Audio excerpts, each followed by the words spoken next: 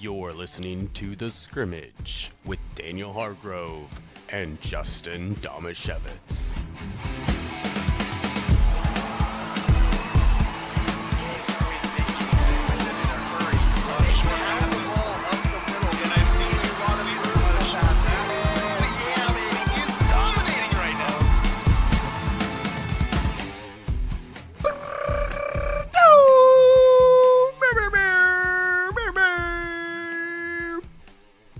Welcome to The Scrimmage. I can't hear anything. Daniel can't hear anything. Am I really loud? No, yeah, no. It sounds I just about turned right. his mic off. Oh. So now Daniel can't hear anything or say anything. Oh. I feel kind of quiet. Andrew, can you hear me okay? Yeah, I can Okay, hear you fine. good. All right. Well, Do you need to be turned up? no, I can hear Daniel really well. I just wanted to make okay. sure. Sometimes I don't hear myself very well. You're not very in tune with yourself. Sometimes you must listen before you hear. That's why we have two ears You must listen. and one mouth. I just proved why, because I talked while you were talking. Yeah. That was a bad job by me. And you have two eyes, so you're supposed to stare. Well, You're supposed to stare at people a lot more too, we also and have smell them because you have two nostrils. we have 10 fingers though. So we must really be supposed to poke people. Gotcha. You also. I start. Just poking people all the time. Well, why else would God give us 10 10 fingers, right? You Yeah. have to keep poking people. Let's talk more about the different amounts of body parts people have. Yeah. You have the same amount of mouths as you have. I'm sorry, I can't. No. Moving on. This is The Scrimmage. It's brought to you by Spivey Realty Group and the law now. office of Jeffrey A. Domashevitz. That's Daniel Hargrove. I am. I'm Justin Domashevitz. Our trusty producer, Andrew Gross, is also here with us. We got a lot of good stuff to talk about. Some high school basketball. Also, we're going to do a little year-end review of 2023 and talk about some of our favorite moments. But first, let's get it going with the 2-minute drill. Let's go, huddle up. Gotta hurry. Hey, 2-minute situation, 44 seconds, hand the ball around. Gonna do it right. 3 jet Buckeye on 1. The 2-minute drill starts now. The Seattle Seahawks lost to someone on Sunday. Daniel, will they play off? They will not play off. I don't know. There's lots of other booty teams out there that are like right around there. Those teams are so cheeks, bro. Yeah, right there. I know the words. No cap. They are not busting. College football bowl games, their cheeks, and it's because of all the players opting out all over. Justin, is the college football system worse now than it was in the BCS era? It's so much worse. Like, I mean, if you're just talking most specifically about the bowl games, it's terrible. Like, there's so few bowl games that are even worth watching, and you can't learn anything about a team from it. So I don't even know what to take from the fact that Georgia beat Florida State by 60. Yeah. Like, how much does that mean? Florida State had 23 opt-outs, and I read somewhere that 16 of them were starters. It's not even fun football to watch. It's nothing. It doesn't tell you anything about the teams. It's almost totally pointless at this point. Russell Wilson now is the backup quarterback in Denver, and all signs point to him and the team parting ways in the offseason. Daniel, should the Seahawks consider bringing Russ back? Ooh. Probably not. I want them to draft somebody young, start afresh, new look Seahawks next year in so many different ways. A 50-year-old Ichiro Suzuki pitched a complete game shutout last month. Old news against Japan high school girls, hitting speeds of up to 86 miles per hour on his fastball. Justin, can you throw the ball 86 miles per hour? Oh, that's not. Are you impressed? In even my prime, in my physical prime, I could not throw the ball 86 miles per hour. I'm impressed that a 50-year-old Ichiro Suzuki not only pitched a complete game of 114 pitches, throwing 86 miles per hour, and got 2 hits in the game. I'm impressed. He's 50 years old. I'm 12 years away from that, and I don't feel capable of anything close to that. Hitting 86 at 50 is pretty dope. Yeah. Yeah. Especially for a guy who wasn't. See, that's the thing is, like, I see people commenting on this, and they're like, oh, he's great, he's a Hall of Famer, and I'm like, he wasn't a pitcher. Yeah. So like, yeah, I get it. He has a cannon, and but he played against a bunch the of. reason he wasn't a pitcher because, like, he was really good in the outfield and he was a really good hitter, not because he couldn't pitch. I mean, you could make that argument, but I don't think anybody ever said Ichiro, when he was younger, was an all-star pitcher, and he just decided to focus on hitting. Like, I've never heard that storyline Really? before. Oh, Have you? I thought he played around with pitching, like, in his Japanese career occasionally. I have no idea. I thought he had a little bit of a background pitching. I mean, everybody when they're younger does, but it's not like I never heard that he was like Shohei Ohtani or anything like that. I'm not making that argument, like that he was super successful at it, but I did think that he actually did some. Obviously, but I could be wrong. The bottom line on this story was, he's a Hall of Fame baseball player, and he played baseball against a bunch of high school girls, and he did the well. Weird thing to me. Well, it's supposed to be. It's apparently something that they do in Japan to encourage teenage girls to play baseball. Yeah. They like bring big stars to play against them. Daisuke Matsuzaka was also playing in that game on the other team. So It seems cool. It just seems weird. yeah, Like, I was just confused by people commenting. So yeah, he's 50, but so what? He's a Hall of Fame baseball player, and I was like, yeah, he's 50, and he wasn't a pitcher, and he just threw 86 miles an hour and threw 114 pitches. wonder what And he shut out a bunch of teenage girls. I wonder what his velocity would have been at his prime. Well, Like when he's throwing, when he threw was some of those from the outfield that had to have been going. yeah, when he threw out the first pitch at age 48, I think I just saw, he hit 94. Do So you think he was? What? Do He you had a think he was cannon. throwing over 100 from the outfield? from the outfield with the running start that he took, I bet he hit 100. That throw against the A's, the Star Wars throw, Yeah, that's the one I that was had thinking, to have like, gotten to that's- 100. I think so. yeah, I maybe love it. 150. I don't understand. Like I like the goal they're trying to achieve.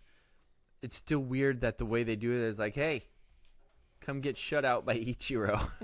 That'll make you want to play. That said, wouldn't like me? I don't even. Maybe not even now. But when you were playing baseball, what would you have given for a chance to like face an all-star, Ugh. like super famous person pitching to you, even if they weren't a pitcher? That's a good point. Like, Like that's if pretty Ken Griffey cool. Jr. was going to throw a Yeah. complete game against me, I'd be in it. Yeah, like Yeah. that would be pretty cool. The other cool thing is one girl struck him out Yeah, because he took strike 3. He did not like the call. But that girl can forever say she K'd That's- Ichiro. I feel like that's almost as good, if not better, than getting the swing and the miss because Yeah. you're like, he didn't think it was a strike and I got him. Also, how did he end up with 2 strikes on him?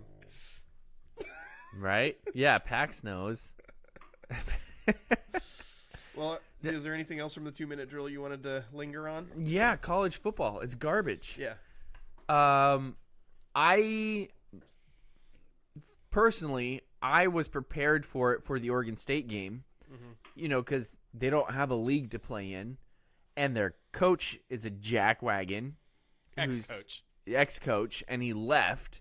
So I why said that would and then I was like, crap, I hope I didn't miss something about the new coach. Yeah. Jeez. so why would any of the players stay? But then you start looking around the college football landscape, and all you're hearing is, this team has so many people in the portal. This team has so many teams in the, and then you're like, oh, Florida State. Oh, all of their team is gone. 23 players, up to 16 starters. That's almost your entire starting roster. It like, I normally every bowl season will go look through the different leagues and how they did in bowl season and be like, oh, this league, was really good. Or this league was really. I'm not even looking at it this year. Why? Yeah. It's a bunch of backups for every team. Yeah. And then you get a random team with starters and they score 60 points. Yeah. It makes Like, even that's the only things thing that you I can want find to do, out. like dunk on the SEC being Yeah. terrible in the bowl season. It's just so meaningless. Yeah. It's not even. It's not even worth it. Yeah. Because you don't know what team. Like, I brought this up before the show started. Who in their right mind thought that bowls would still be a thing, allowing the transfer portal to happen before they take place? And Andrew, you were like, why do you suppose that they want them to not be destroyed? Like, because it actively seems like they're trying to break this and completely burn it down. This is worse than any bowl season I've ever seen before. It is so dumb.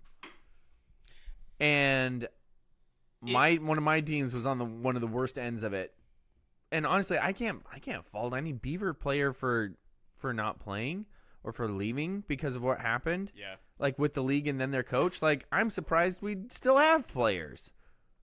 So, but like, it's ridiculous. It felt like, I don't know the people involved or I don't follow the politics, but it definitely felt like when the NCAA lost that lawsuit, and it was in California or whatever, like they had to allow the NIL stuff, that they just kind of threw up their hands and went, yeah, you wanted this? Well, we're going to do it in the stupidest way possible. Like, that's what it felt like. Yeah.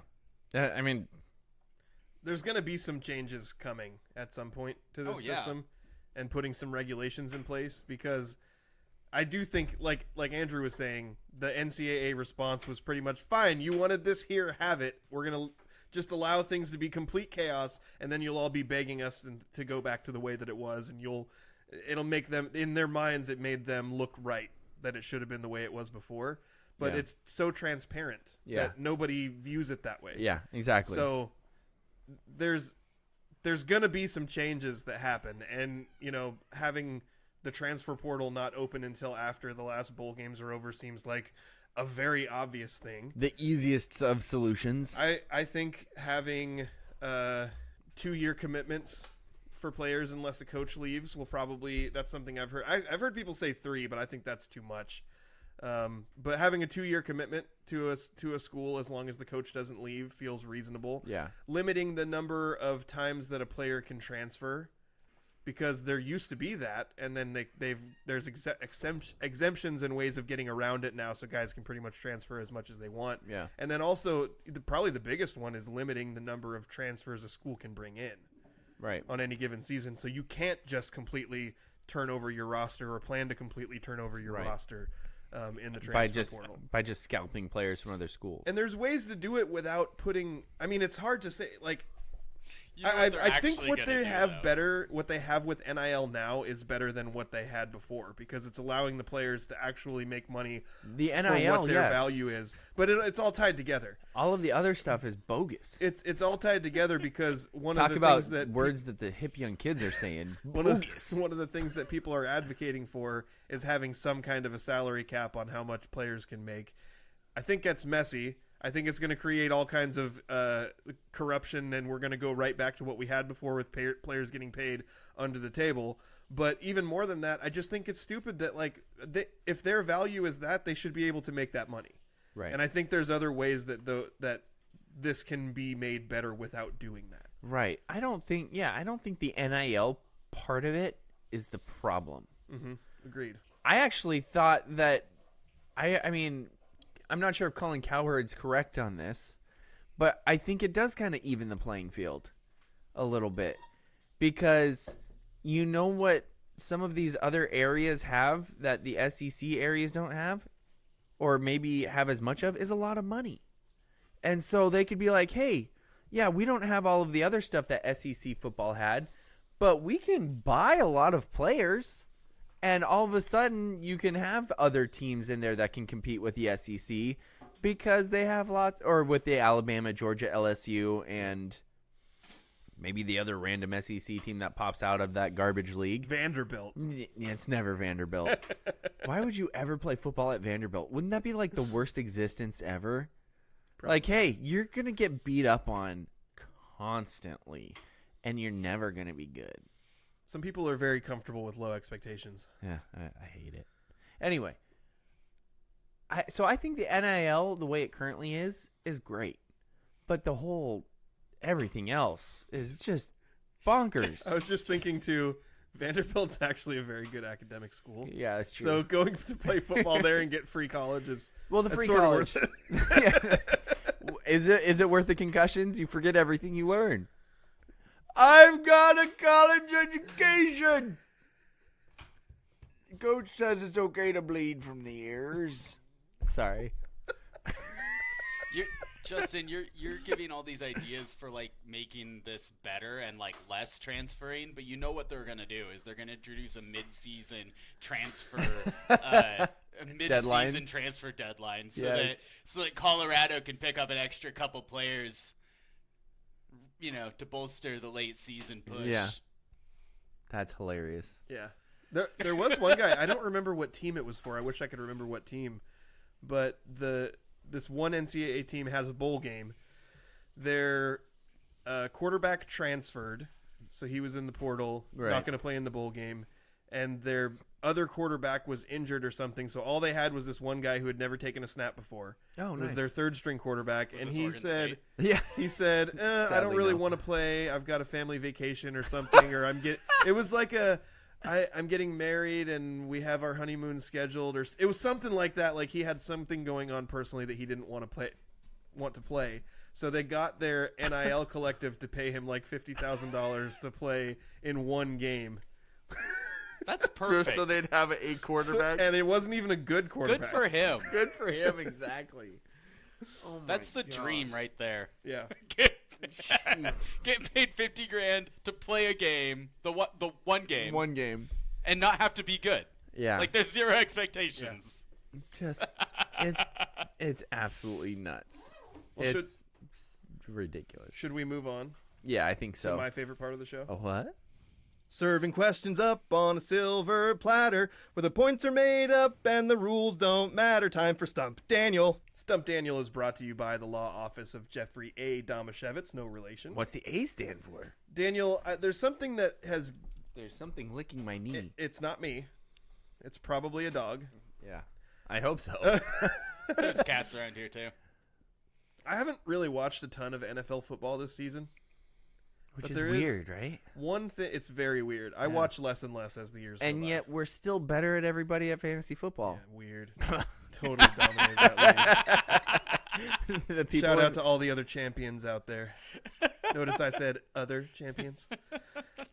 Although there's that one league that I'm in where I was booties, or cheeks. What's the word? Oh, Poop? Can I just say poop? No. Poopy Nope. poop Poopy butt butt soup. No. It's either booty cheeks or booty cheeks.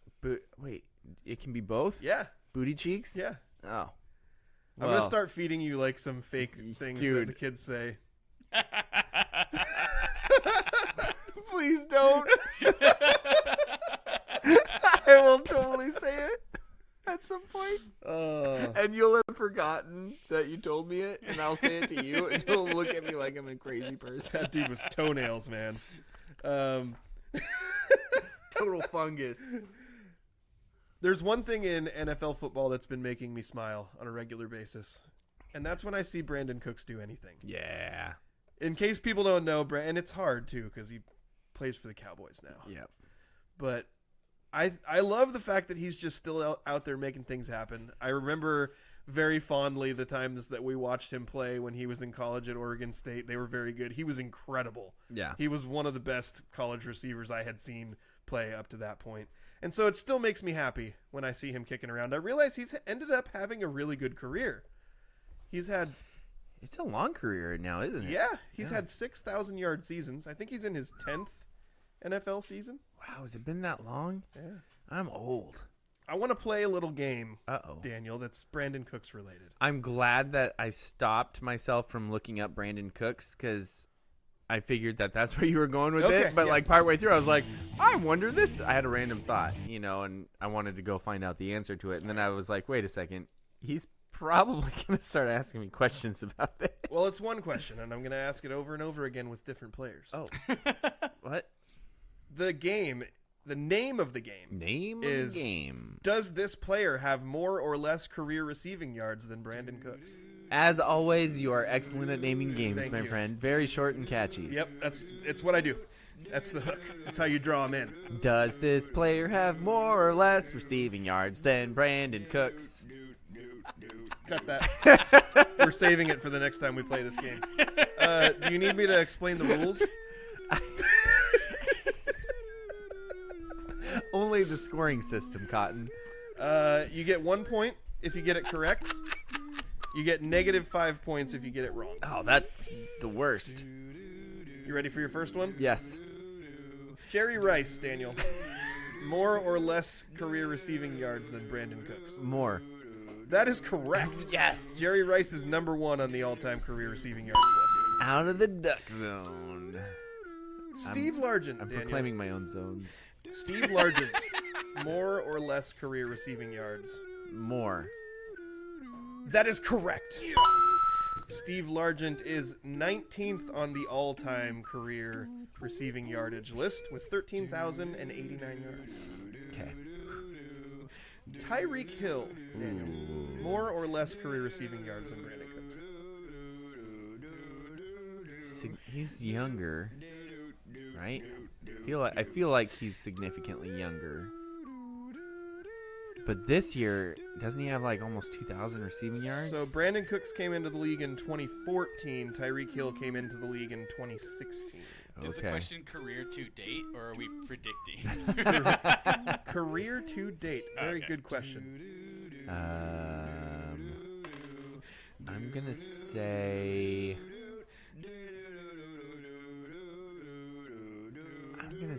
Less. He's got less receiving yards than Brandon Cooks. Terrible guess. I'm sorry you've got now -3 points after getting the first 2 correct. I'm back in the duck zone. You're in the duck zone. I'm in Eugene, Oregon. Here's your chance to get back to -2. Okay. Hey, Pax. I'm not the one who loves you as much as the other one. Herman Moore, Detroit Lions great. Where did he get you? That looked like it was painful. Nowhere.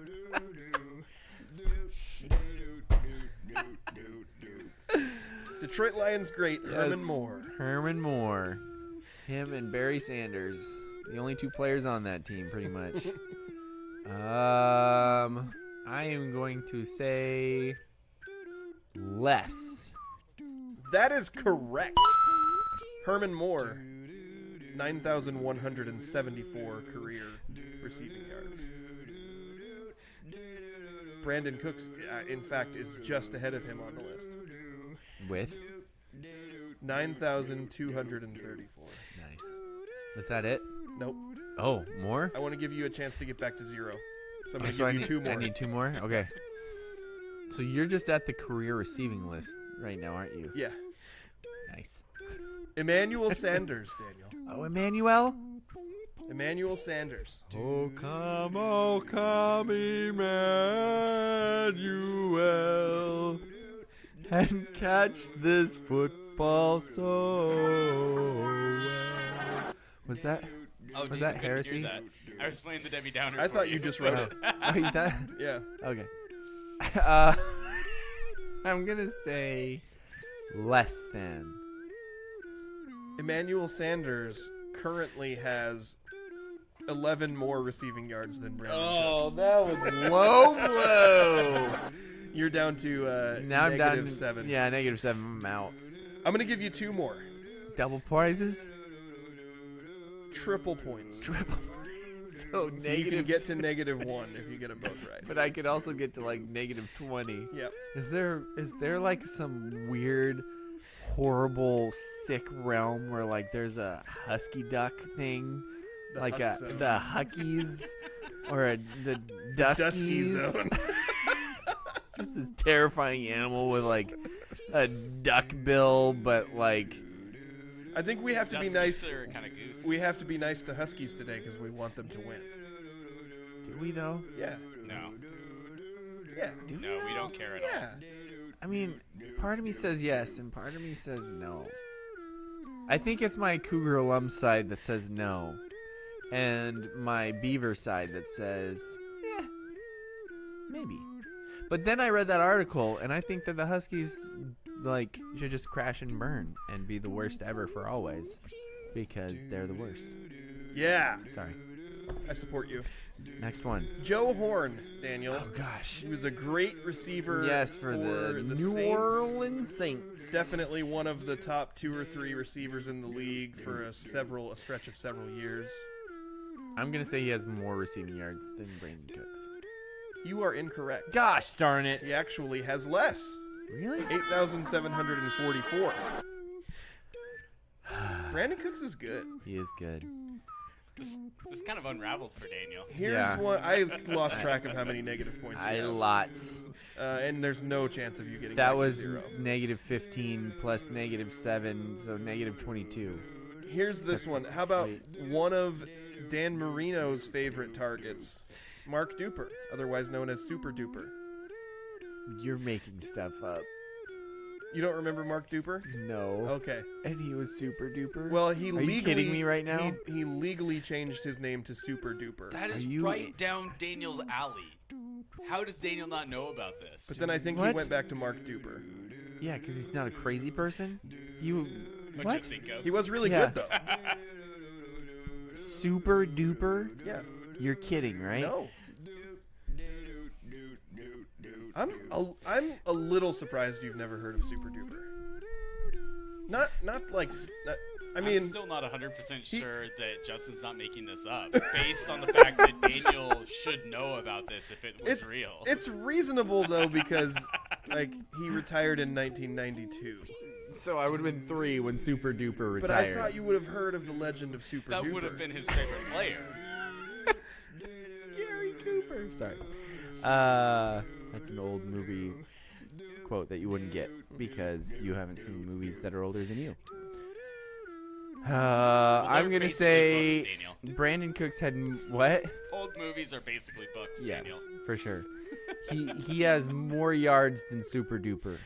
That is correct. Yes! More yards than Super Duper. Take that, Super Duper. Also more yards than Mark Clayton, which was the other great receiver who played in that era when they had Duper and Clayton, the Marx brothers, The Marx Brothers. with Dan Marino. See, I understand why the Marx Brothers is a thing that you would reference. Do you know what the Marx Brothers is? Yes. Mark Clayton and Super Duper? Yeah. Yeah. Gosh, I knew that you were going to say that. Don't be such a Marxist. Anyway, that concludes Stump Daniel. You did a terrible job today. Super Duper. Terrible job. You got When I negative- type in Super Duper, the first thing that comes up is teriyaki. Apparently there's a Super Duper teriyaki in Bellingham, Washington. And now I'm hungry and I want teriyaki. Not an endorsement. But it should Now you're making be. me think of the meat. And down then when that I had last click night. Super Duper and I hit search, Super Duper Burgers is the top thing. Now I'm hungry again. How did you spell Duper? How is Duper's name spelled? Just like you'd think. Duper? Yeah. Well, he's not even coming up on Google searches, man. I didn't make him up. He's a real person. I'm not finding him. Super Duper.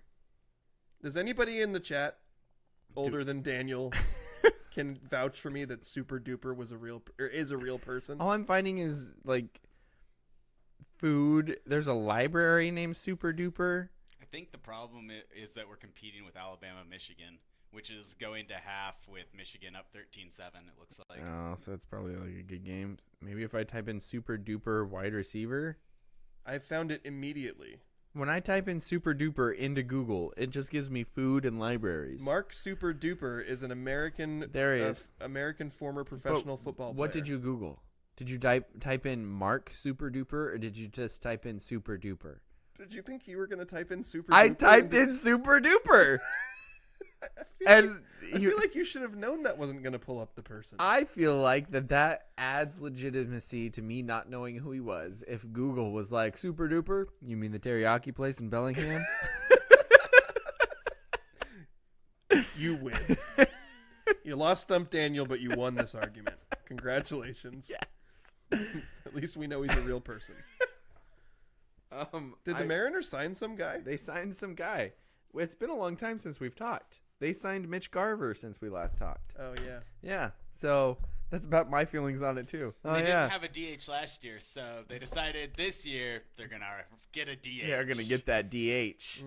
It's all wrapped We up. got rid of the rest of our players, though. So, but we got that DH. Is he any good? The strategy last year of not having a DH didn't work out. So this year we're gonna not have a corner outfielder. Yeah, or a third baseman. No, we're just not gonna have a corner fielder. Yeah, exactly. That'll be great. Corners aren't important. 54%. I can't talk. 50. 54. Diggity 2. Super duper. Super duper Gary Cooper. Time for a commercial break. And after that, we get to the good stuff. Local sports. Did he start? Do you have a legal situation and need someone on your side? Let the law office of Jeffrey A. Domashevitz be your advocate. If you've been the victim of medical malpractice, suffered a personal injury, or need representation with real estate law, small business law, or estate planning, let Jeff Domashevitz put his 29 years of experience to work for you. Call Jeff Domashevitz today at 360-612-3991 or visit domashevitzlaw.com. That's DAMASIEWICZLAW.com. When are we not in trouble with our producer? That's a fair question. And also, was I talking over that? Nobody knows. Nobody knows. We have. It was pretty quiet, but you were definitely talking over it. Whoops. My bad. Somebody's snapping at me now. Or is she snapping at the dog? Pax, go lay down. Pax just loves Justin so much. There's so And much when he- hair on Justin's shorts. When he doesn't get weekly Pax love, Justin gets sad too. It's true. It's been a few weeks, Yeah. and I missed my buddy. Yes. Plus, every time I come here, I realize that the entire time I was gone, nobody paid any attention to Pax. Definitely- Even the kids in the video, which were getting slapped in the face by his tail while walking behind him. Yep. Definitely the 3 toddlers. Well, they're not all toddlers. I guess 2 are taller than toddlers. Definitely the 3 little boys constantly jumping on him. They didn't love him at all. Absolutely not. Yeah. I didn't think any of them were taller than a dog's butt, though. Like, based on the video. Were they all taller than a dog's Well, butt? taller than a dog's butt or taller than that polar bear's butt over there? That I dog's think butt. one of them might have been taller than that butt. Yeah, maybe one. That could be, that's a new phrase that the young people are saying. Look at that guy. He's taller than a dog's butt. Taller than a dog's butt. That's why my son was wearing a helmet in that one. A catcher's helmet. That's like 5 sizes too big. It's amazing. And then he just runs into the counter. The neck Face protector. first. The neck protector is actually like a chest, chest protector. protector. It's amazing. He puts on the catcher's mask and he's basically got a full catcher's gear on. All right. Thank you to our sponsors, the Law Office of Jeffrey A. Domashevitz and Spivey Realty Group. We really appreciate you helping us help out others by talking about them. Trust me, it's a community service we do. But really, I'm excited about this next part of the show because you have been like in tune with what's going on because winter sports season is like in the weeds. And the last game that I covered was... Did you cover it with me? Was that the last game I covered? Didn't you do a girls' game after that? I did do a girls' game. Yeah. It was a really good girls' game, too.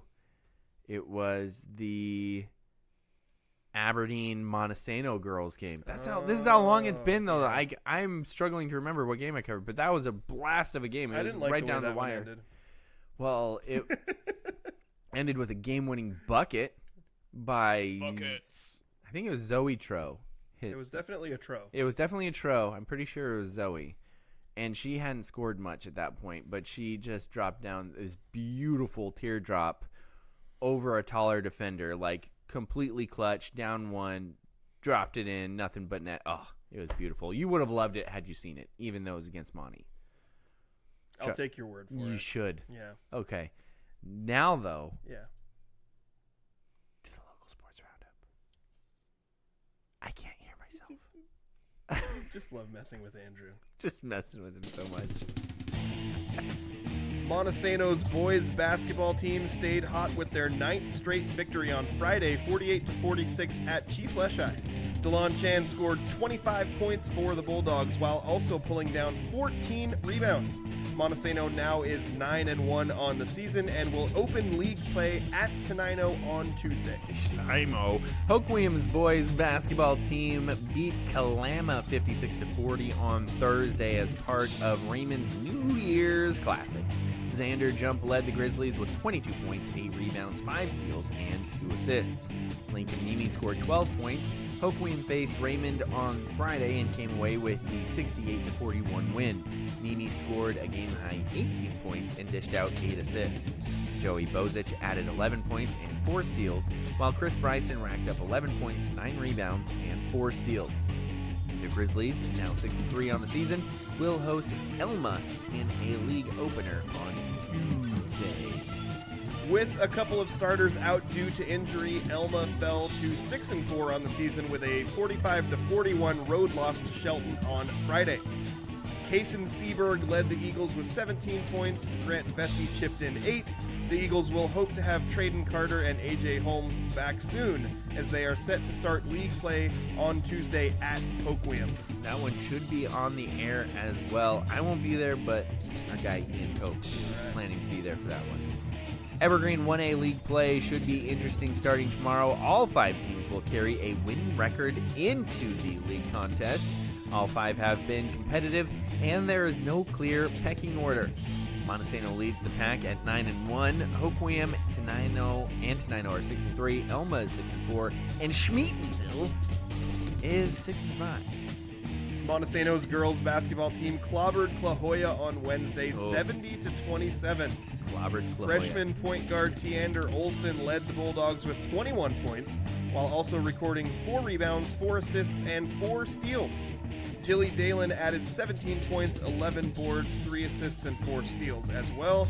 Montesano will open league play at home against Tenino on Wednesday. Clobbered Clahoya is an excellent pair of words to put together. Elma's girls basketball team took down a Castle Rock 58-34 on Thursday. Emmy Spencer led the Eagles with 14 points. Kiki Bowl added 13 points, and Eliza Sibbett chipped in 10. Elma will host Hoquiam in a league opener on Wednesday. Raymond South Bend notched a girls basketball victory on Thursday at Raymond, 57-17 over Nacelle. Emma Glazer racked up 12 points, 7 rebounds, and 7 steals for the Ravens. Cassie Koski scored a game-high 15 points and pulled down 10 rebounds, and that is going to do it for the local sports roundup. Did you come up with Clobbered Clahoya? Yeah. Nice. Thank you. A little bit of alliteration. I appreciate it. You don't normally get the cla sound. Like, that's a 2-letter alliteration sound. Agreed. It was well done. I really appreciate that. We can go ahead and kill the roundup music there, producer Andrew. Kill Thank you it. very much. I thought it was dead already. Clobber it. Clobber it. Let's see. You can roast the roundup music. See, it doesn't work as well because you got cla, so you would want it to be like romp. Gosh dang it, I can't find it. You need a round sound. We route the roundup? There it is. All right. That's why you make the big bucks. That's okay. What I wanted to do before we pick our Spivey Athlete of the Week is discuss some of the big moments from this past year now, because we're in 2024. Weird. That's so last year. So I want to talk about some things that happened in 2023. On our social media, we shared a Daily World article that was a recap of 2023. It's a lot of fun to go in there and read. They did a good job of picking, at least going through and naming a lot of the titles, the state trophies, the district champs and stuff. So I want to go through some of that and then also read some of the comments that we had from people on our Facebook post. Before, Daniel, was there anything, like, if you're thinking in your head of like what some of your favorite moments are, was there anything that popped into your head as big ones, or would you rather just run through them and then discuss them? I mean, there is you point to the titles, and there's a ton of local athletes that did some really, really awesome things. And so those are the first things I try and look at. Yeah. I mean, there's some team accomplishments back in the spring, so those are a little more difficult. Like, I'm like, oh, yeah, that was this year, even technically. winter sports. Yeah, exactly. So it's tough for me to, like, instantly think, oh, yeah, that was this year. But, yeah, I say we just kind of get into it because there's so many awesome things that happened. And, of course, Jane Roloff, that has to be, Absolutely. a number one. And we can rank them if you want. No, we and probably choose shouldn't. our favorite. We could each choose a favorite if you want to. But as I was reading that Daily World article, it was reminding me of, oh yeah, that was really cool, and some of the certain things that happened around it. And I would say probably this would be, if I was picking two, this would be one of them. Mateo Sanchez winning the wrestling state title. Yep. And I think The Renaissance Man, Mateo Sanchez, I think, watching how much success he had in all of his sports, pretty much since he was a sophomore, he's been really good in wrestling, football, and in football. And now he's playing football at the college level. Yep. So him being able to cap his wrestling career with the state title was really cool. And I think one of the things that I enjoyed so much is seeing the videos and watching him celebrate with the people, with his dad and with his mom, and celebrate with the people that were around him. And, Mateo's just a kid that I was just really happy for good things to happen for. A great athlete. Yeah, absolutely. He's been just, in the sport that I cover the most in football, just a monster since he was a sophomore. And so just to see his hard work and the grind that that a wrestling state title comes with is just insane. Like, even more so, yeah, man, it is so grueling. It is so, like, just the physical effort and mental willpower that it takes to be really good at it. And you're by yourself, like, cross country and wrestling, man. Like, it is nuts to just push your body to do things that you didn't think it could. So, Mateo is just a physical beast. Yeah. Like, I remember we watched him play as a sophomore in football, and I don't know how much, like, credit to give ourselves because his talent was very obvious, but we watched him play and we were like, that guy's going to be the defensive league MVP. yeah. Easy. And then he was. Yep. So, we've known what a great athlete he was, and I love it when these kids as seniors get to have that kind of top-level success. So that definitely would be one of my favorite moments. The next one on the list was some of the basketball trophies. Willapa Valley boys finished 4th in state, and the Monty girls won the district title. Our basketball teams didn't have a lot of success going past districts, but Monty girls winning that district championship game was pretty exciting. Yeah, that was a fun game. The game wasn't that fun. They won 73-36, but that was such a fun team and a fun group of kids that went through that year and that previous year. I didn't get to follow them to state that year, but the previous year I did, and just those girls are an absolute blast. And it's a lot of fun to watch them play, and the competitiveness and the grit that group had made them a lot of my favorites for sure. Yeah. Even though they're from Monty. If I was going to pick another one probably as like the biggest moments to me, it would probably be the Montesano Bulldogs softball state title. There's a lot of things that were significant about this story. One is, it's their 11th state title, and all have happened since Pat Pace has been the coach. I think like 25 years or somewhere in that range, and it's absolutely incredible the amount of state titles insane. they won. Absolutely insane. Hoquiam also had a really good team that year, Yep. and everybody thought that they were going to end up facing each other in the title game. Hoquiam ended up losing in a semifinal, so Monty ended up playing against Royal. The game was delayed because of a thunderstorm, and the field was in terrible shape, and they ended up being able to go back and finish it. But just so many different things happened. I know Riley Timmons hitting the walk-off home run in the district title game was just incredibly exciting. But I think the thing to remember about that team in particular is, we point to certain teams that we think are going to be good, and we know that Montesano has had great softball teams. And I don't think they were really young. Like, they had a lot of freshmen and sophomores who were contributing to this team. And I don't think that many people had pointed to that as, oh, this is going to be another state title team. Right. And they actually didn't look very good in the beginning of the season. And they were coming off, wasn't the previous year the first time that they missed the state tournament since like 20 years or something like that? Yeah. So, yeah, there was a lot of question marks coming into that season. Yeah, and then starting out not looking very good, and then ending up getting the top seed and going all the way and winning the state title. It was kind of a surprise top seed a little bit, but... Oh, I remember another one of my favorite stories. Yeah. Sorry. Oh, no, I was just kind of scrolling down here, and I saw a name, and I was like, oh, yeah, she's not real. Yes. Well, we're gonna get to that one, and we're gonna get to that one too. Aberdeen winning their.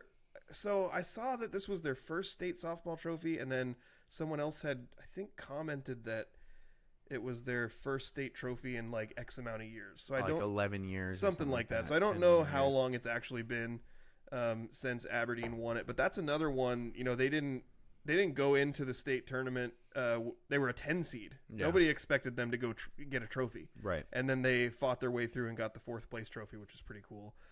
The next story, if we're going storylines, Yeah. this one had us in the spring. Yeah, it did. This was our top storyline in the spring. And that was Acosta softball and Jesse Gilbert breaking strikeout records left and right as a sophomore. Yeah.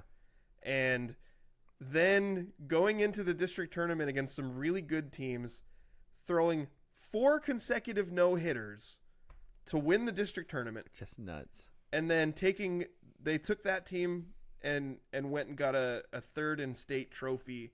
You know, they were really close to having a shot at the title too. Yep. And what that Acosta softball team did was really special. And Jesse Gilbert, pretty sure she's real. At this point, I think the hoax would be so elaborate that it might. It's not. I think she's real. Yeah, somebody from Acosta needs to set up me and her and you at a fast pitch field. Yeah. Give me a bat. Give you a bat. Yeah. And watch her strike us out. Yeah, I'm pretty sure I will not stay in the box. Like I believe that I will go in there with every intention of standing in there and swinging the bat, and then when the ball starts coming in, I'll dive out of the way. Yeah. Something like part of me's like, I'll just bunt. And the other part of me's like, I don't want to put my face in there. Like, no, thank you. No, don't want to. So that would be a lot of fun, though. Yeah. And she was absolutely ridiculous.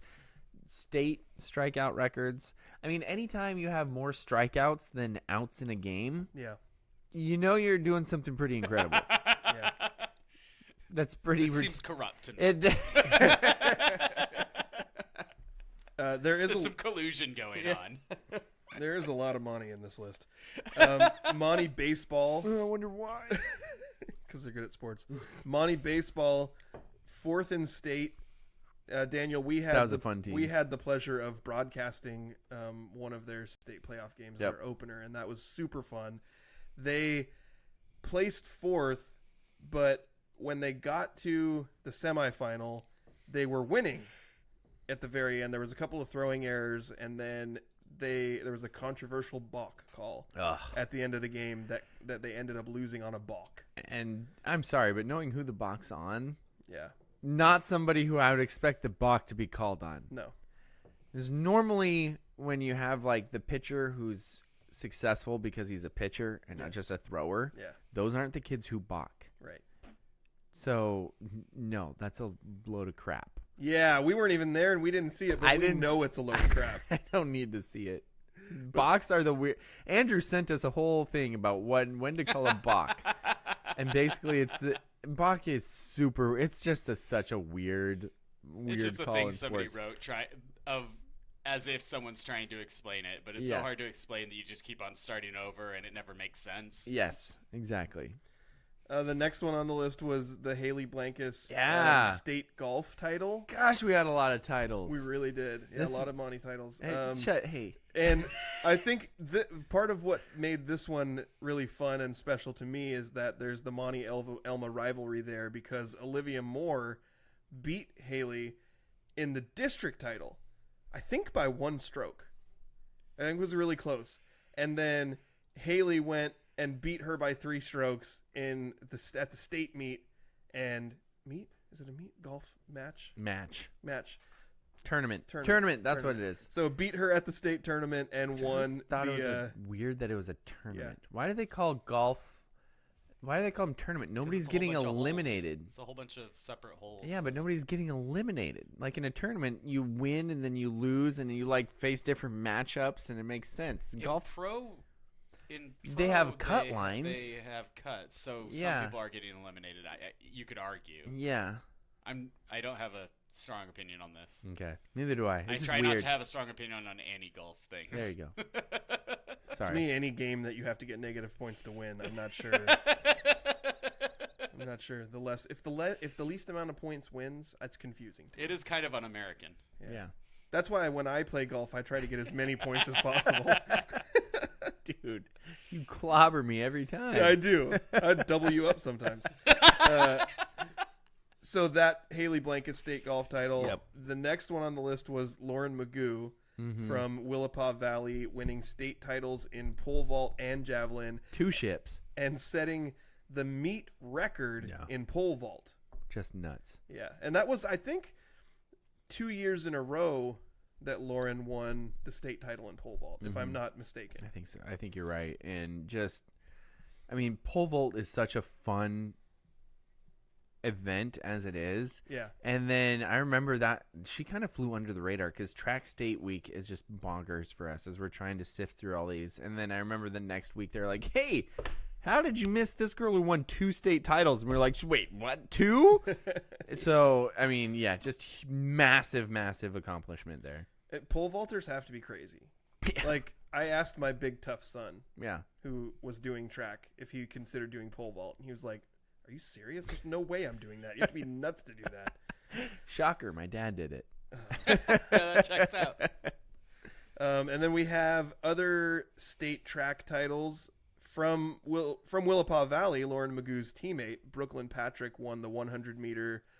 From Raymond, Carson Freeman won the discus. And then, of course, Montesano's own Gabe Bodwell. Babe Godwell? Is the state high jump champion. He's a really good athlete. Yeah. I don't know if you knew this. League MVP in football, state high jump champion. How's he doing in the basketball so far? Oh, he's doing great. Yeah. He's doing great. He's rebounding like a maniac. He's actually developed a bit of an outside shot, like he can step out and shoot jumpers a little bit. Okay. And of course he gets insane blocks because Because he's he can- about 6'4" Yeah. and state high jump champion. So he'll do the thing where like a guy goes up for a layup and then Gabe jumps straight up and then the guy's nose is at his navel Yeah. and then he Yeah. just swats the crap out of him. I've never had that happen to me before. It's embarrassing. That's why you just don't take the ball to the hoop. Then you There you don't go. get embarrassed. Yeah. Then we had the Monty boys soccer winning their first district title. That was a pretty big deal for that program. High school soccer is such a tough game unless you have like a full club team, because the best soccer teams in boys and girls are all club players usually. This was another one that I smiled when I read this and remembered it. The Elma Little League Intermediate All-Stars winning the state title and then traveling out of state to go play in that regional tournament as well. Yeah, absolutely. Especially when you upset Bellevue. Like, Yeah, that just makes you smile even more. Like, absolutely. take that, Bellevue. It's so beautiful. And this is when baseball is still, like, I want to say pure.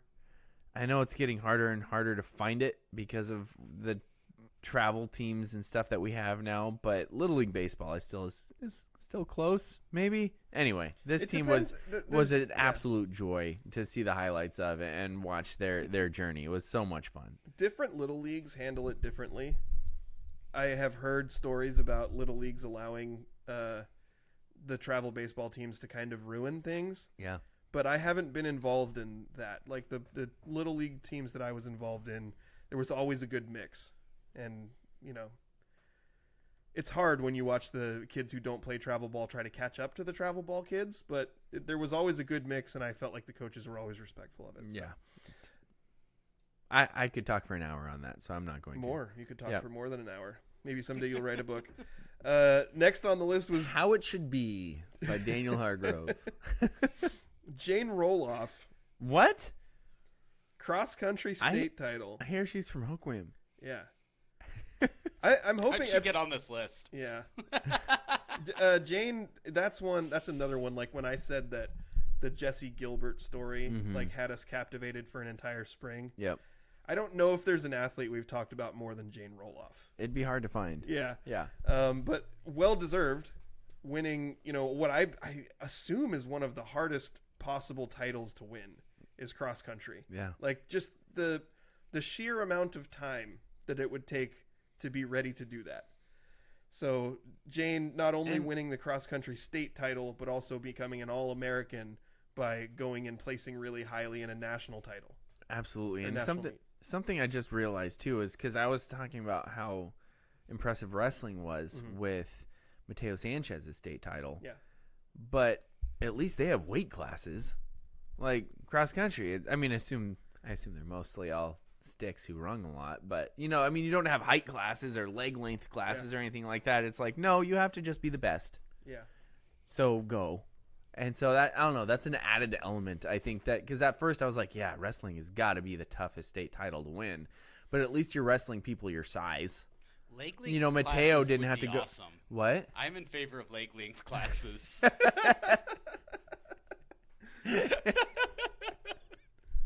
It'd be so weird. I'd be a champion. So what would be the equivalent of cutting weight there? Like how do you make your legs shorter?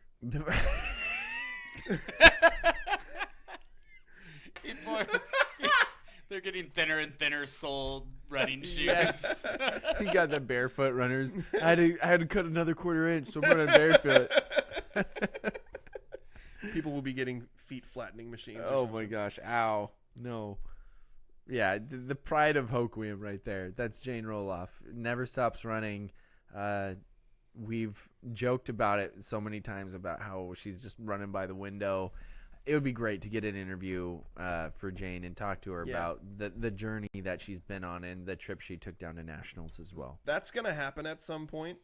I was kind of hoping that we were going to be able to have her on today. Okay. But she had cheer practice at the time that we were going live. She stops running long enough for cheer practice? I think she runs to and from cheer practice, I'm assuming, and then also runs while she's practicing cheer. I just assume. Gotcha. So it didn't work out for her to join us, but that's going to happen at some point that Jane's going to be able to get on the show with us. Awesome. And two more items on the list. One was Monty football. And we don't need to talk about the way the season ended, but going undefeated through the regular season and obtaining a league shutout, not allowing any points to any of the teams in their league. And if you go through 10 games, they were the number one defense and the number one offense in the state by scoring, and unfortunately did bow out in the beginning of the state tournament. But it was a great season, a great regular season, some MVPs on that team as well. And then, Well, you also got the girls. yeah. Is that where you're going next? Mhm. Girls soccer takes third place in state. Just another step for that team. And again, that program has definitely become a program. A program, yeah. Programs are ones that are here to stay. The fast pitch team, definitely a program. Yeah, for sure. There might be is there a level past program? Because that's what the fast pitch team I mean, is. it'd be a dynasty. Dynasty, there you Yeah. go. Yeah. What is a program? Soccer state trophy was the third place finish. They had just finished fourth, I think, 2 years in a row before that. So that's 3 years in a row making it to the semifinals, and then an improvement this season getting third place, which is so hard to do, as we mentioned with like what the culture of high school soccer right now is. The best teams in the state are usually club teams, and while there are players from Monty's team who play club soccer, right? I'm not saying that there aren't, but it's not the entire team being a club soccer team and a high school team and having a bunch of kids who are playing at like private schools, really high level. So yeah, that's a big deal. That's a big accomplishment too. So I mean, if I were saying what was my favorite storyline, like the thing that captured that captivated me the most is probably Acosta girls softball, as random as that feels, and Jessie Gilbert, because she just kept over and over again, week in and week out, doing something more amazing than what she had done the previous week. Yes. And then for her to step up and perform the way she did in the biggest moments of the playoffs was absolutely incredible. Yeah, just nuts. And I was only mentioning the pitching. I didn't even mention the fact that she was like driving in all the runs during those games too. Hitting dingers, Yeah. and then some teams were just like, nope, walk, no matter what. We're not like, pitching to we're you. just not pitching to you. Go to first. And her teammates picking her up behind her by hitting doubles and stuff too. I mean, that story was awesome. I got really upset at the other team's coaches at one point for not pitching to her, Yeah. and thank goodness we don't have any listeners in, what was it? Valley. Willapa Valley? Yeah. Because I called them cheap. Maybe they'll hit me now, but Well, yeah. you're reminding them. Oof. I was not happy. Yeah, you weren't. But yeah, she was a dominant force and a sophomore. Yeah. So we got 2 more years of Jessie Gilbert if she's real. Mm-hmm. So, and there's also some other girl out in Acosta now who's not real either. What? I don't know what it is. Bristol Toll. You know what it is? It's dang fish stories. Oh, how fitting then that it's in Acosta. Right? Acosta and Westport. They're just telling tales out there of people that don't actually exist doing ridiculous things. So the only thing is Just the only thing about Bristol though is that we have confirmation from the Gulls coaches that she's real. So do we trust Coach Daniel and Coach Eddie enough? the conspiracy thickens. By the way, I'll just give a quick shout out as we're kind of wrapping up this segment. I shared something to our socials from the Gulls. They have tryouts going on upcoming for their teams of all levels. So if people are interested, either go to the Grays Harbor Gulls social medias or our social media on Facebook, and you can find information on that. You know, another story that I would say, the U15 team? Yeah, the BO9. The BO9 team, Yeah. and them just getting promoted into different leagues and then still competing at Yeah. that top league. That should be in there too. But also the 3 players who are on the superhuman team? The surf team. Yeah. That should be on there as well. Agreed. Like, that is a level of youth soccer that is ridiculous. I'm glad you brought that up so we can shout out these guys. Yeah. It's Michael Garcia, Hebron Garcia. I know Mauricio was their goalie, I believe. JB Fabian is another. I'm going to forget some of these guys. Yvonne Rodriguez. Ooh, I forgot I was just going to call him Pudge. Yeah. Yes. There it is. But yeah, no, I mean, these guys, they would go out there and just crush everybody. And then the determination was, you can't play with normal people. So they move them up a league, and they're like, you can't play with these people either. So they move them up higher. Yep. And then some of them are getting really exciting chances to further their football careers. Absolutely. I think it's time for another commercial break. Yeah. And then we are going to name our Spivey athlete. Don't look at me like that. You forgot you have to. I forgot about it now, but I had prepared earlier. Okay. So I am ready for this commercial break. right. Then we are going to list our Spivey athlete of the week right after this. Spivey Realty Group's goal is to make buying, selling, investing, and renting real estate in Grace Harbor simple. They believe in 100% transparency and unparalleled communication with local expertise, tech-enhanced, and top-notch service for their friends, neighbors, and community. Their goal is simple. Get a group of strong-willed, hardworking people together who want to make a difference in Grace Harbor and to use real estate as the means of achieving that. Voted Grace Harbor's best real estate company. Find them on Facebook or visit graceharborrealestate.com. Spivey Realty Group, elevating small town real estate. Thank you again to our sponsors, Spivey Real Estate and the law office of Jeffrey A. Domashevitz. We do really, really, really appreciate you helping us out in getting us on the stream waves, podcast waves. I'm assuming you don't say airwaves anymore because we're not like going out over the air. Interwebs. There it is. It was there for me the whole time. Yeah. But we really do thank you. You mean so much to us. It's been an awesome year, and we are so excited for the future of what we can do in this podcast as we hope to grow and find more ways to cover local sports. Maybe now that my daughter's almost a year old, I can start to function like a human again. Who am I kidding? She was up like 3 times last night, but Again? that's the goal. What? Function like a human again. Good point. Good point. Anyway, our Spy B Athlete of the Week, Justin. Who we got? Well, we only got I only see one person on here. We only got one official nomination, but I wanted to, there's a couple other kids from the roundup that we had stats for I wanted to discuss as well. But Who nominated this person? Is Was this it you? it wasn't me, but of it was a week, or is this of the year? This is of the week. Oh, okay. Oh, Athlete of the Year. Should we have done an Athlete of the Year? I thought about it, but it's so. How would we even pick that?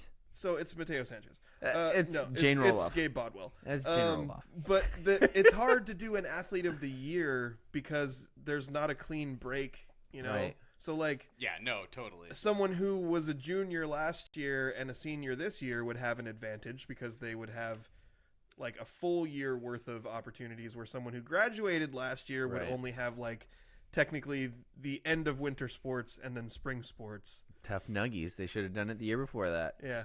No, I don't know. You're right. It's a weird.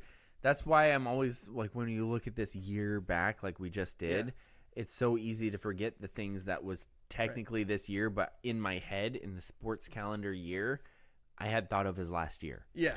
So and Because so, that's how my entire upbringing is the year ends after the spring and summer, and then you go to the new year in the fall. it's something I would actually like to do Maybe in we the should summer. do a year retrospective in the summer. That's what you're saying, right, Justin? We have discussed doing that before. It's just so much work. Yeah. So it hasn't. Well, I'm out. It hasn't been something we've been able to pull together. I would love to do year-end awards during Yeah. the summer for the athletes. It's just Right. not something we've been able to do. Right. But we should look into doing that. I feel like we have a little bit more of a cohesive community with a couple of our other contributors. Mhm. I just listed Ian and Rob as contributors. I feel like they kind of are. They absolutely are. Yeah. Yeah. So we discuss things with them all the time. Yeah, so I feel like we've got a solid committee now that we've added 2 more people to that group. They're the board. They're on the board.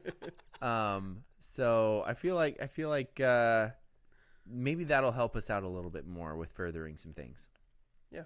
Andrew's laughing. Is he laughing at the board comment, or did he just read a funny meme? I've just read a funny meme. This is from a Georgia fan saying rooting for Alabama because they're in the SEC West is like rooting for Satan because he's in the Bible. That's good. That's awesome. I just remembered that I was planning on reading some of the comments from our Facebook post. Yeah, I'd like about to hear some of those. about the year. This one comes from Kim. It says, I absolutely loved watching Gabe win the 1A high jump. It was after a long lightning delay and a ton of sitting around, which I forgot. That also was the same time. Track and softball was the same time, and they were in the same area. That's crazy. So So- they had the same delay. Yes, interesting. A lot of lightning and a ton of sitting around, and it was the last event to happen, so it was an emotional roller coaster. And she was so proud of how he endured and won, and she wished that more people could have seen it. Debbie said, Acosta Wildcat softball, the girls really rocked it last year. Fully agree. Yep. Fully agree. 100%. Dawn said, we have so many amazing athletes and coaches on the harbor and in our area, but being from Monty, what I was very proud of was the fact that the Bulldogs represented themselves at a state tournament in almost all of the sports, and it was a fun year to follow everyone's accomplishments. From Carissa, Aberdeen Bobcat softball placing top 4 in the state for the first time in over 10 years. So that was the comment that I saw, over 10 years. I thought that the Daily World article made it seem like it was their highest trophy ever, but I don't exactly know what's right. And this feels like what was being discussed at the time was that it was around 10 years since they had done it. We had a comment from Jamie saying, agreed individual performance. I'd say Jane Roloff. Team-wise, it is a tough decision between Monty girls fast pitch, Acosta girls fast pitch, and the dominance of their pitcher. the aforementioned Jamie Gilbert. Jesse. Jesse Gilbert, thank you. We have there's a comment from Francis. I don't want to read it. Where's Francis? Yeah, but we do like Tiggy. I just don't like Francis. Yeah, but we do like Tiggy.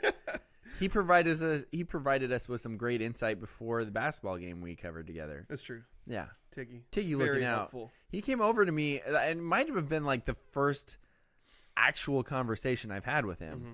And he sat down like we were best friends, not best friends, but like, and I was so grateful for it because we just started chatting basketball, and he was diving in deep about the different players.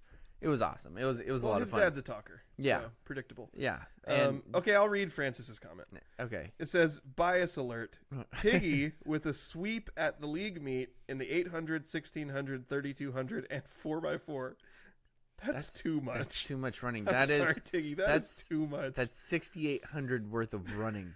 Settle down. And when you're doing the 400 and the 800, you're doing like the worst kind of running. Yes. Because you can't even just jog the whole thing. Seriously. You have to actually run. He's still running, by the way, because he's running in collegially now. According to Tiggy's coach, it was the only time in his nearly 30 years that one of his athletes accomplished that particular feat. Jeez. And also an added note that we hope that Jane can do that this year. Yep. We had a comment from Marina that says, so many special moments in Grays Harbor and Pacific County. Outstanding kiddos. I fully agree with that. Monty Fast Pitch and girls soccer were her favorites. They were phenomenal. And then the last comment from Dave saying, I would have to say Jane Roloff winning the state cross country championships, but it's one of the hardest titles to win. He would know. He's the cross country coach. Yep.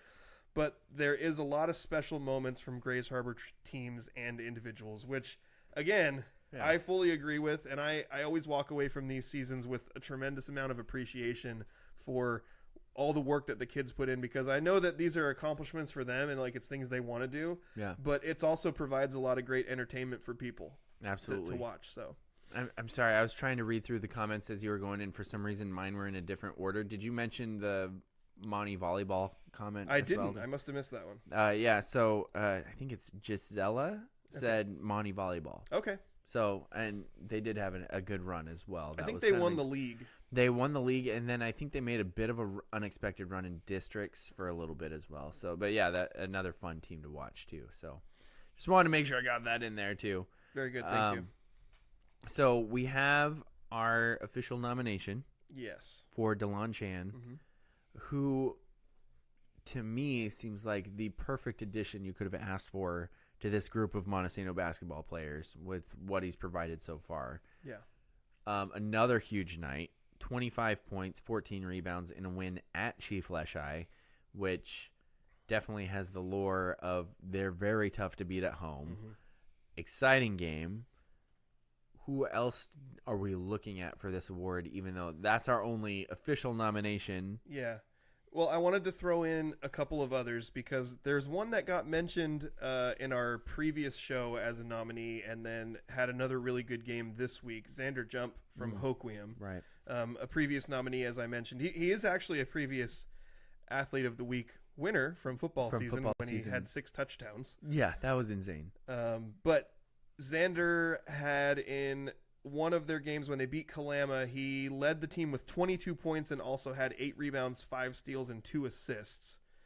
They did have 2 games that week, but that was his really big one. And then from Monty girls basketball, Tiander Olsen, a freshman, leading the team with 21 points in a 70-27 win, and then having 4 rebounds, 4 assists, and 4 steals. So those were the 2 that stood out to me besides DeLon, which obviously DeLon's accomplishment. And for me, with DeLon, it just keeps compounding. Right. Because he's been so good this season, and I've got to watch it myself. Yeah, it almost feels like when are the teams that they're playing against going to start shifting to how they play? Like, I don't know. How is he, after we make this announcement of who is our Athlete of the Week, I would like for you to try and describe his game again, because we've talked about it some. Yeah. But I just want to hear more about how you would describe it the more you get to see it, because he's not the normal junior where we've seen him come up. He's an exchange student. We don't know much about his game. I've never seen him play. and I'm really curious to see how it's developing and how you describe it some more. But who are you leaning towards? Well, there's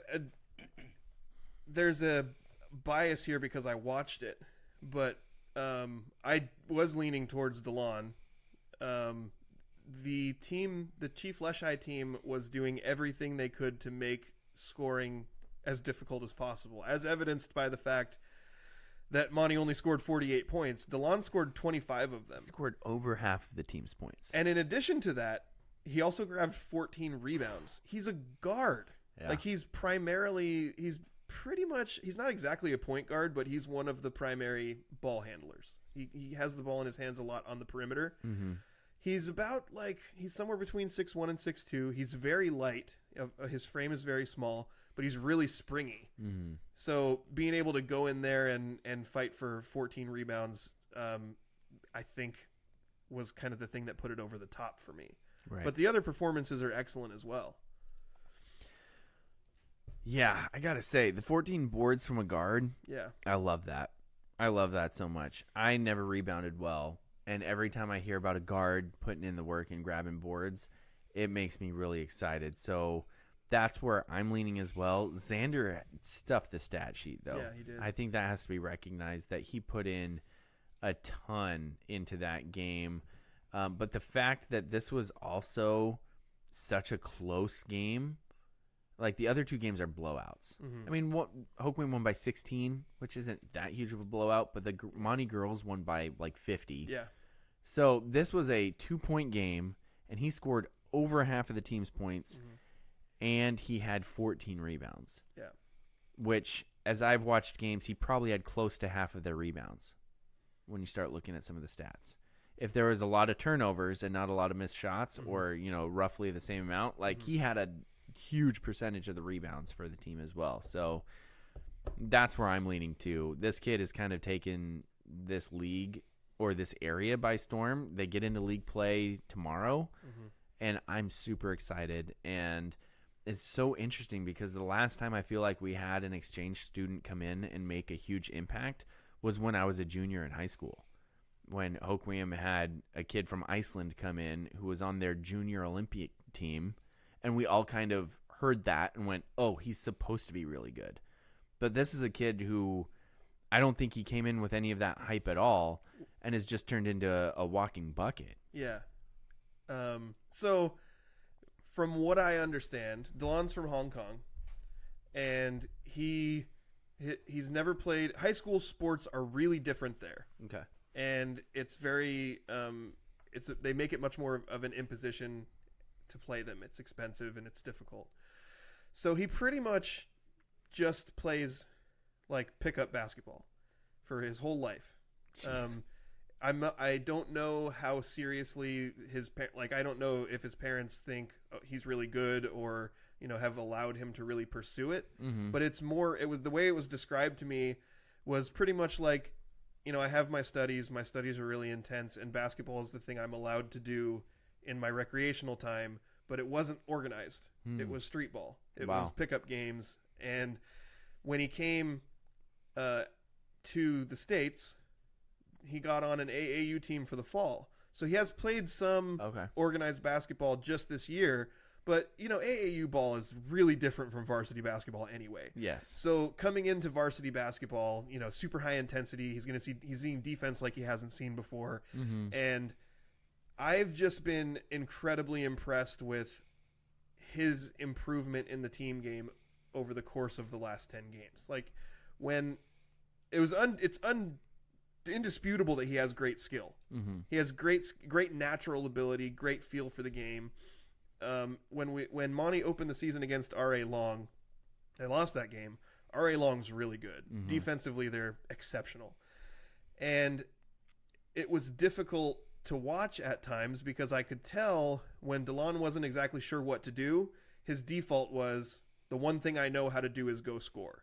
So kind of regardless of what was happening around him, he was trying to go score, and sometimes he got to put himself in bad positions, and it was difficult. But on the other hand, he did score 15 points and lead the team in that game, and he was the only one who could do it. Right.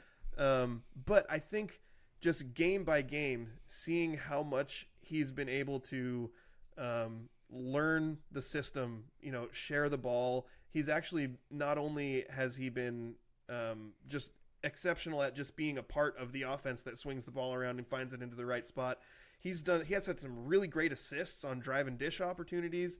His playmaking ability gives good opportunities for the other players on the team to get shots. And I think, like you said, how would defenses adjust to counter him? Right. And I think the difficult part about that is if a defense loads up just to counter him, the leading scorer from last year's team is still there in Tice Peterson, and he's very good. Tice has intentionally deferred. Like, he's recognized, this guy's great. I have a lot of other different ways that I can contribute to the team, and he is, taking a step back from being the guy who tries to score all the points, and he's trying to do all the other good things that he possibly can.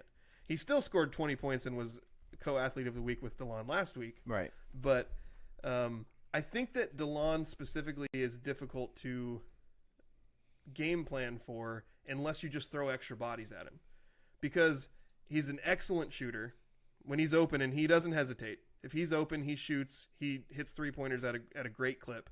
But he's also really good with the ball in his hands and in traffic, and just some of the very acrobatic ways that he's able to get shots up around the hoop and to put those in as well.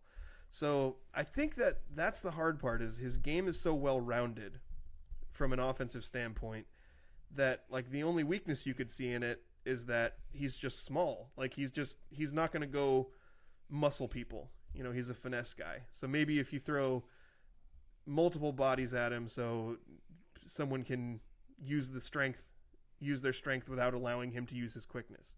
But then you're running the risk that you're going to let Camden Taylor have an open opportunity down low, and he's been hitting those at a much more consistent clip this year. Or you're going to let Tice Peterson free, and there's not really anything offensively that he can't do. Mm-hmm. So that's, I think, and you said he's just the right fit for what this team needed. It's so true.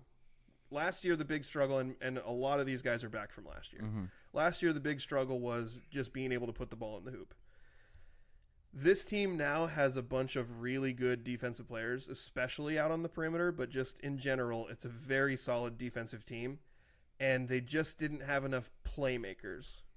That having DeLon come in and be such an exceptional playmaker has completely changed the way that the team looks, along with, the new coaching staff and the system that they've put into place and how well it's being executed. So for me, the biggest part about DeLon, and if I had to describe his game, I would say just exceptional playmaker, great hands on defense, but it's been the marked improvement game over game to get to the point where he's so difficult to plan against.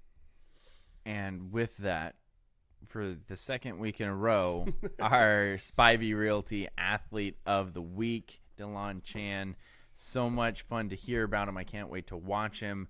I do have a game scheduled, I believe, where I get to go and cover him. I think that's coming up really quick. Are you doing the Monty Elma game? I think I am doing the Monty Elma game. In a couple weeks, maybe? Yeah, so that's the one coming up, because Ian's doing the game for me tomorrow night, which is that the Elma Hoquiam game? Yeah, I think so. I believe. Yeah. And then the Monty Elma game is next week. Is that next week?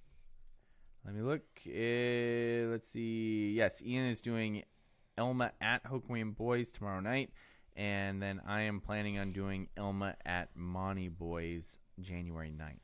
And I will hope to be, it's weird to say I'll hope to be in Tenino tomorrow.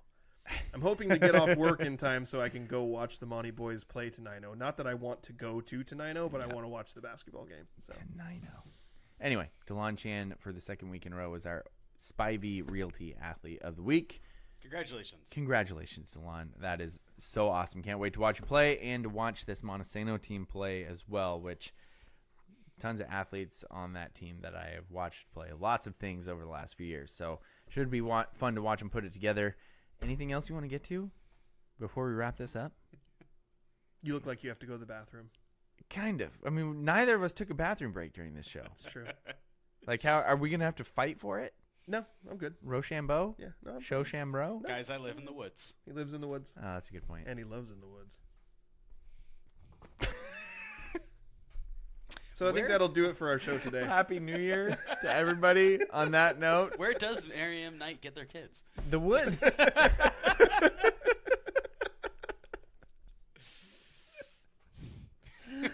Oh, thank you so much for another fun year. Yeah. It's always a weird time of year for me, but another year gone and almost another year older. It feels weird. But thank you so much for sticking with us. I'm so glad that we are able to be back on for a whole nother year and another year to come. So for my co-host Justin, Shark Week Damashevitz, I just read what your shirt said. And my co-host, Daniel, taller than a dog's butt, Hargrove. And our producer, Andrew Loves in the Woods. Gross. You have to say it. He loves it. And loves in the woods. You've been listening to The Scrimmage.